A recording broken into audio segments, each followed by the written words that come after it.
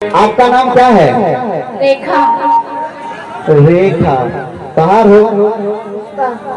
रेखा पुष्पा। आपका? सिमरन। सिमरन। आप? सुरुचि। सुरुचि। इनका खातिर हम कहा कहीं इनको तहार परिचय हम बाद में दे। तहार नाम का हो? ठीक है। जितना हमारे भोजपुरिया भाई बहनों से सब जनी के महाशिवरात्रि के बहुत बहुत शुभकामना। भगवान भोलेनाथ तेरह का मनोकामना पूर्ण करे। बोलो शंकर महाराज की। भगवान शिव की त्रिनेत्रधारी हो। हमारे को फिल्म आवा था इच्छाधारी। देव पांडे जी हमारे बीच में बैठे, हमारा पीला टी शर्ट पहन के खड़ा हो। पांडे जी, ये पांडे जी उस फिल्म के डायरेक्टर हैं।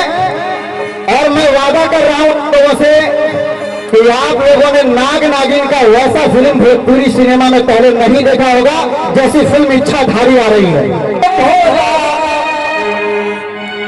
हर काहे बुलैला भोला, काहे बुलैला,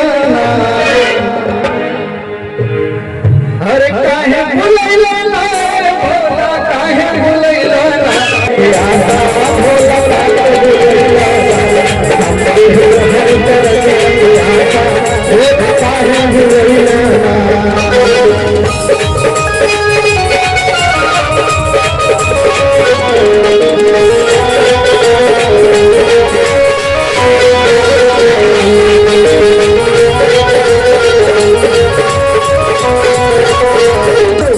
भगवान भोलेनाथ के नाम में हो जितना हमारे भोजपुरिया भाई वाले अगर झूम गए नाच गए।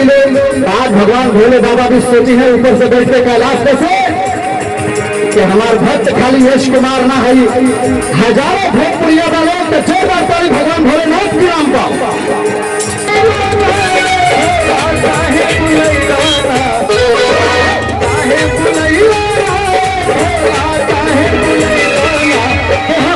तो हर चरनिया के आका भोला काहे बुलैला, हमके तो हर चरनिया के